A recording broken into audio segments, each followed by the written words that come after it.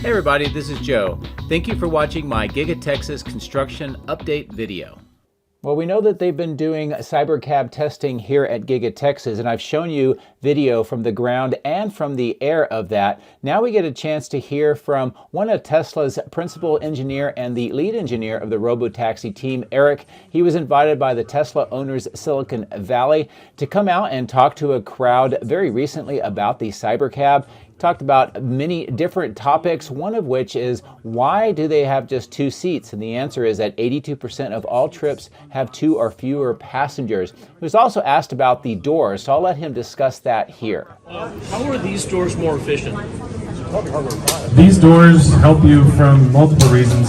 One is it allows for better ingress egress for the fact that we move the B-pillar back. This seat actually is in the full rearward position rather than having the B-pillar kind of more beside the seat, so you get in and out of the car in any position much easier. And also, Alex can talk about how we've improved the doors from this product or from this version to future versions that also help with efficiency of the design as well as the efficiency getting in and out. That was a great discussion about the doors. He also talked about how the 2-seat configuration opens up aerodynamic opportunities for efficiency, aids with cleaning, and it cuts the overall part count down dramatically. Now, if you compare to a Model 3, he said that it would have about 50% fewer parts, and that's a big cost savings, and also ease of manufacturing. Now, he also compared it to the Model Y, and he said that it will feature 60% fewer components. And again, this is great for efficiency, for production, and also for cost. Talked a little also about the rear track and how it being narrower than the front increases that aerodynamic efficiency. Of course, all of that is to try to improve the range and use smaller batteries, which is also a cost savings. Now, you can see the video link at the bottom of the screen. It'll be in the video description. I recommend you take a look at that. Now, switching gears, I just want to say thank you to a couple of my viewers. The first is Waves of Life. This is his link in this posting, and he actually gifted me a brand new set of Cybertruck wheel covers. He knows that I have yet to receive mine from Tesla, and he wasn't using his set and never had actually mounted it on his truck at all. He sent them out to me as a gift, and I very much appreciate that. Another viewer of mine, Tesla Cowboy 1, gifted me some new Cybertruck vault storage bins. And here's some quick images of what those look like and how they fit into the car. They have really cool Cybertruck logos on the inside and the outside. And this is how they look inside my bed of my truck. So I just want to say thank you very much for the gift. I appreciate it. Speaking of gifts, if you go to the Tesla store, they've added gift cards anywhere between $50, $420, or even a custom amount. And you can do this through the Tesla app. So if you're looking for a great Christmas gift, this might be your option. And finally, before we get into the drone and see what Giga-Texas looks like today, here's a quick look back 4 years ago, how the site appeared. And you can see the basic footprint of Giga-Texas, but my, how much has changed. I took this video on Wednesday, the 4th of December, and basically the same vantage point. And this gives you a really great idea of just how much has changed in just 4 years. Imagine what the next 4 years is going to hold. So anyway, let's get into the drone, fly around, and see what Giga-Texas looks like today. If you would like to support my efforts, please consider using these links, which will be in the video description. If you are interested in Tesla products, you can help yourself and support me by using my referral code. Don't forget to hit the like and subscribe buttons on my YouTube video, as this helps as well. Thank you. My drones are ready and raring to go. Let's go flying over Giga-Texas.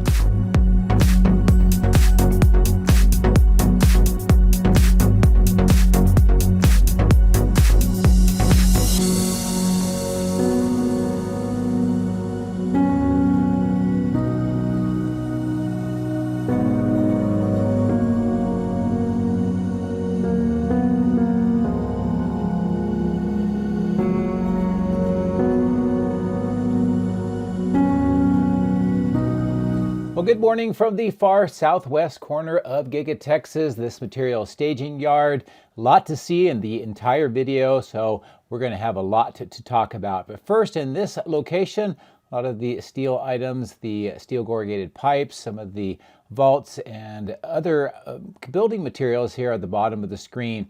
And of course, in the middle of the screen, these battery storage or solar storage transformers, and not a lot of change in that location. On the bottom of the screen, a lot of the steel items have been moved into the factory as part of the expansion and adding additional floors.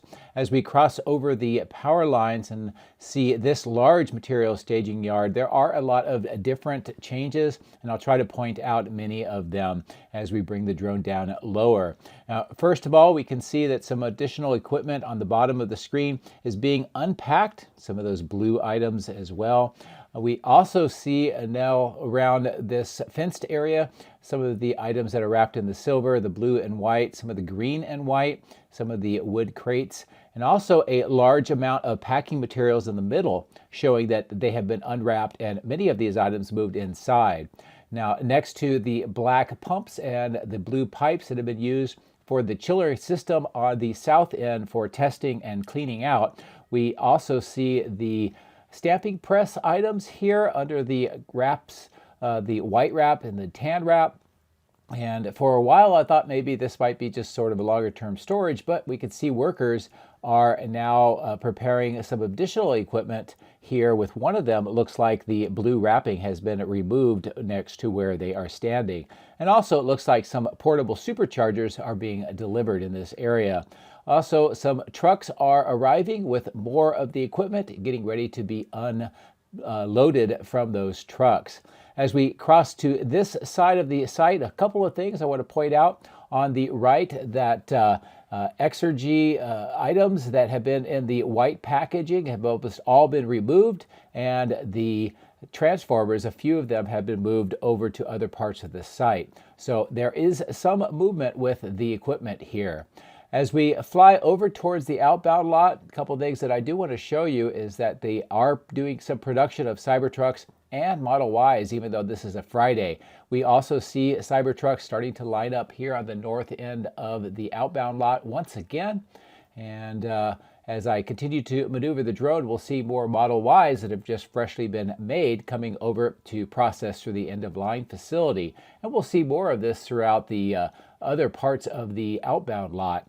The end-of-line facility is very busy. The test track is also showing activity with the Cybertrucks and Model Ys doing their testing, and many of them are lining up at the north end of the facility to begin that final processing.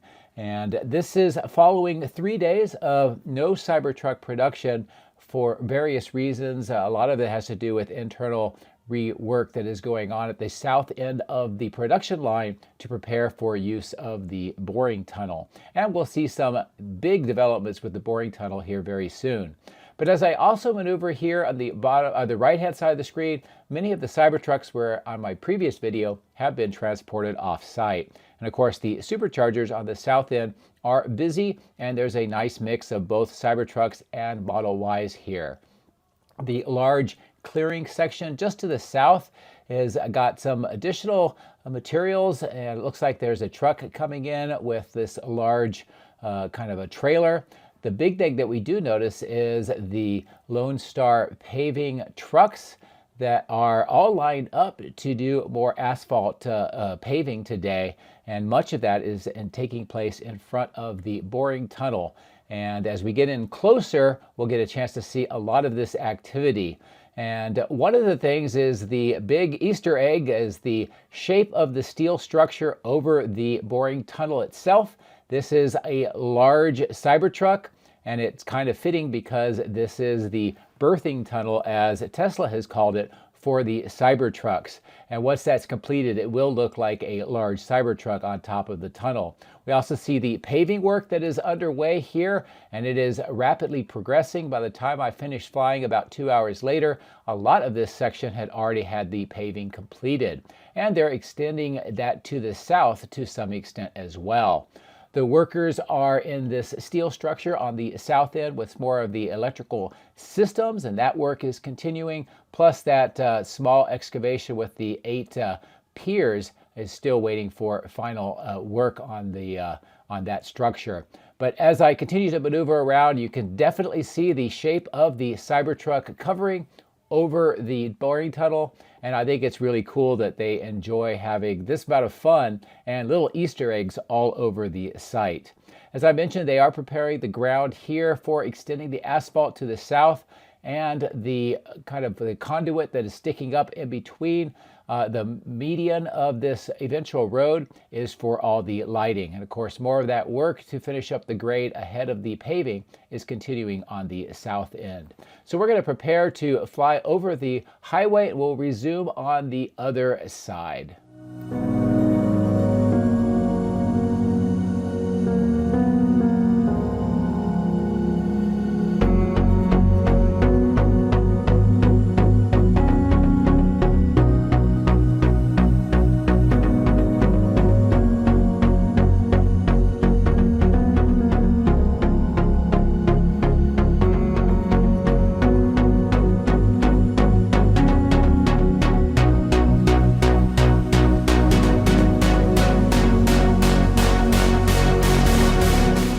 We come in over the power lines and take a look at the Cyberpond, that fork in the road at the bottom of the screen, and that south end with the 3 exit tunnels.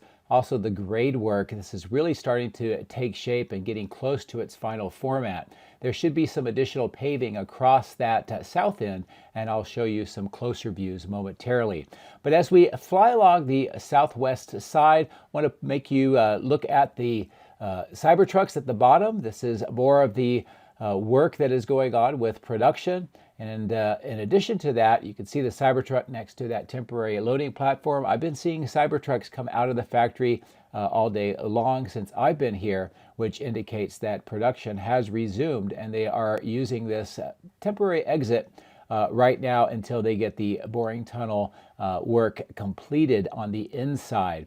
Now, as I get closer in to this construction work, a couple of things I want to point out. First, you can see the concrete pipe segments getting ready to be installed. Also see the excavation work here to continue the preparation of the underground grease trap and other items that are nearing completion. Also that kind of roadway underneath the open section of the building. All of the temporary scaffolding and platforms have been removed, and that will be used not only as an emergency exit for the tunnel in case it is no longer operational for whatever reason, but also for other materials to be moved in and out. A nice view of more of the Cybertrucks on the right-hand side of the screen, temporarily stored.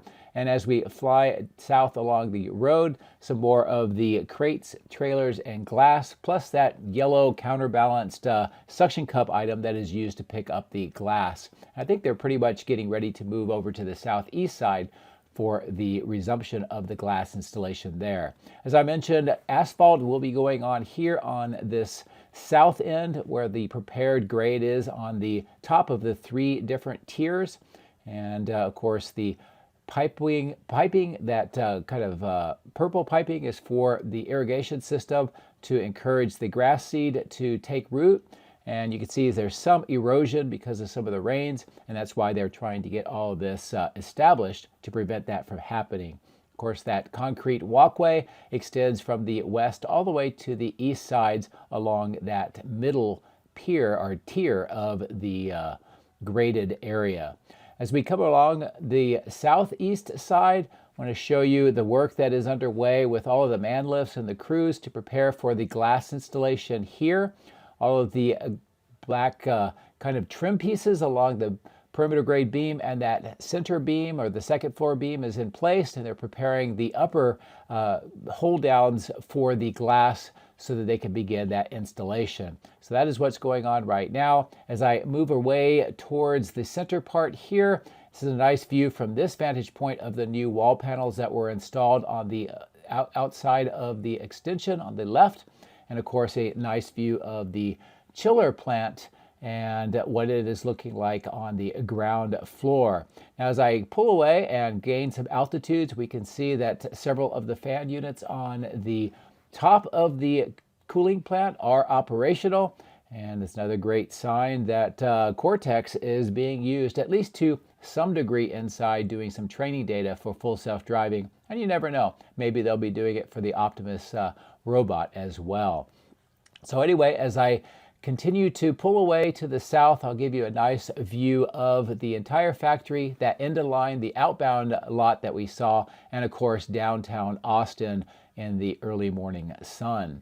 As I bring the drone down a little bit lower altitude, we can see this dirt road, which is kind of used for kind of the maintenance right now, just south of these tree lines. And then next to the River Road extension is all of the trailers and equipment for the glass company. And this will be here until they finish up the glass on the south end, and then they will pack all that up when they are completed. So probably in the next couple of months. This clearing just south of the parking garage hasn't had much change in the last few weeks, but of course all of the graded area over the trenches for the natural gas pipeline looks to be completed. As I fly along the east side, one of the things that I wanted to pay attention to is on the ground at the center bottom of the screen. And we see a lot of the castings that were starting to be stockpiled on my previous video getting picked up. You can see the yard trucks with those flatbeds and a forklift picking them up.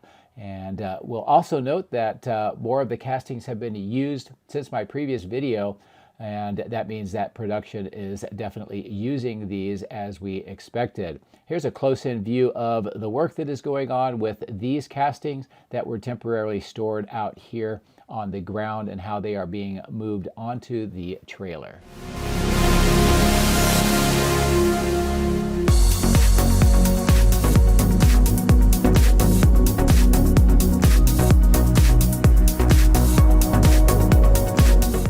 As we continue to fly to the north, pay attention to more of the castings on the ground on the median underneath the power lines all along this part of the factory. It just gives you an idea of how many they've been making while that production stop was down. And they continue all along this entire berm and the exterior of the wall up to the baghouse filtration plant. And as I zoom in, a nice view of what that looks like here today as assembly work continues on mostly the ground floor right now, with most of the superstructure already completed. And we see the rack mounts and more of the castings on that kind of handling yard next to the berm, and a nice view into that covered section over the receiving doors and where the furnace of melting down some of the scrap aluminum is located just inside that part of the building. And as I pull away and gain some altitude, a nice overall view of this northeast quarter of the factory, and more of the rack mounts with castings on the bottom of the screen. And next to the temporary platform on the ground, we see concrete has been poured over that section where they were doing some conduit work through that area. On the roof, we see more of the cables that have been pulled up to this part of the site being prepared for installation, some of which is being installed along these kind of rack mounts. And you can see those four kind of silver items at the bottom of the screen center where the workers are. That's where the cables are entering into the factory, and then they will connect into the conduit that extends up to the electrical switch yard. And then the rest of the cables follow the parapet wall all the way to the south for the Cortex supercomputer cluster, as you can see in the upper right-hand side of the screen. This is what the baghouse filtration plant superstructure looks like with that new exhaust port and some of the other items that have been installed on the roof section. And a good look across the east side to the parking garage. As I was getting ready to bring the drone up and fly across the factory, I did notice that at the bottom of the screen, that new exit or entry up to the roof with the stairs is being used by workers. There's also some workers here at the bottom of the screen working on some of the solar panels. I wanted to come across the roof and come back down on the west side because of a few things that I wanted to call attention to. First, you can see Model Y just exited the ramp here. A group of them just went over to the outbound lot. We'll see more of them coming out of the ramp right now, showing that production of Model Ys is ongoing on this Friday. In addition, the three new receiving doors have had the concrete poured for those load leveler systems and all of the formwork removed. So another little step of progress to get this section reconfigured and operational. As we fly back up to the north, I did want to show you some of the progress that is being made on this kind of mystery structure. So what we see here is concrete has been poured into those two symmetrical structures in the trenches and the formwork removed. There is a rebar that is showing that there's going to be a vertical element to these two structures. And of course, this is right around that opening and with that temporary scaffold, and they've kind of repaired that temporary green wall panel as well. So still waiting to figure out what exactly they are putting in here at that part of the site. So we're going to come around the northwest corner of the factory and take a look at what is going on here on the north end. And we see just some of the typical equipment and cranes going into the 4680 cell production part of the factory. And one of the things I did notice that I didn't realize on my previous video is that the 4 temporary chilling trailers that used to be in this location have been removed. And you can see the pipes in that blue flexible pipe where it used to connect through. Now they have some of the castings being stored temporarily. And speaking of castings, the north lot has had some of them removed or at least used since my previous video, but there is still a large number remaining here. And this is all just being readied for use for production at some point. Some of them are untrimmed, and of course some of them have the red X marks on the biscuit, which is the excess material for the castings. And I think the fact that they are out here means that they will be used. They just need to be trimmed by the DMG Mori milling machines that they have inside the factory. So as we come up and get ready to cross over Tesla Road, let's take a look at the activity at the electrical switchyard, starting with the south end, this large clearing. You can tell that grade work is underway this morning, and they are continuing to prepare this surface for a megapack site. And it's very likely that we will see many of the transformers stored on the west side used here as well. The trench with the conduit and the red concrete where the workers are has now been filled back in. So that work is nearing completion, at least for this stage. And in addition to that, a nice top-down view of the switchyard, the south end, where they are getting that third transformer installed, and some of the orange wrapped wooden crates with other materials waiting for installation. And we can also tell that the A-frames are a different size and shape. They're taller on the north end than on the south end, and the materials to build in the third A-frame on that kind of middle row are on the north fence area on the ground. And as I continue to maneuver around the north end and bring the drone down, you will see more of those steel items for the A-frames on the ground. And as I get closer in again, you should be able to tell that the A-frame structures on the north end are kind of taller and kind of more beefy, I guess, steel than the next layer. And you can see the footings on the ground where those new A-frames and other electrical steel items will be installed. And as we cross over the control room towards the third transformer, we can see that the first of the steel items are being installed on the footings today. And I'll give you a zoom in here so you can see what that looks like closer up. And this will mimic very similar to what we see in the upper right hand side of the screen next to that kind of that blast wall that separates the transformers. And of course the third transformer has had a platform and some additional cabinetry installed on the side. In addition to that, we see the footings on the south end just north of the underground concrete vault. And here is a nicer lower down view of the graded area, plus the concrete vaults that they are installing and that trenched area that has been filled in is being compacted. So as we fly over this section, you just imagine what this is going to look like as a new megapack site very soon.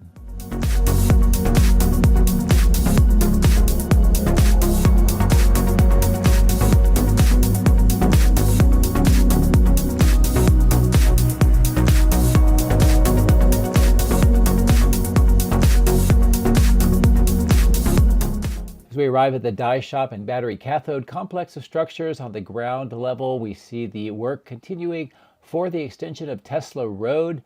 some additional grade work, and it looks like with those orange fences, some work on some of the concrete vaults which are associated with the underground storm water management system through this area. As we fly around to the east side of the cathode plant, I'll give you some views of the water detention pond on the right with some of its outflow channels and drainage management system, and of course the crash test facility with this large new black kind of curtain that helps keep that secure and also keep some of the heat inside as we get into the colder days. And today is quite a cold day, to be honest with you. One of the first of the true wintry days here at Giga-Texas. As I cross over the battery cathode plant, I'll bring the drone down and give you a view of this asphalt section just north of the chiller plant.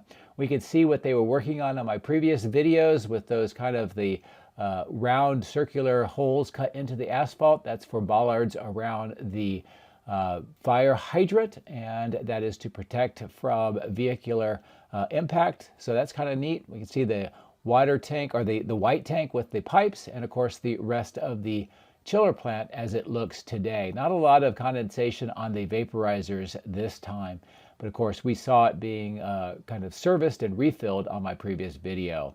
And this is what the north end of the die shop looks like. Most of the equipment that has been stored on the north end seems to have been moved inside for installation while they continue to do some additional construction on the inside.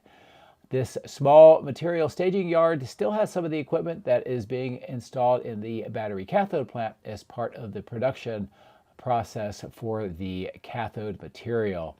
And finally, just to the north, here in this kind of dirt field where they store some of the broken up old concrete, some of the dirt as well is being stored of various different kinds.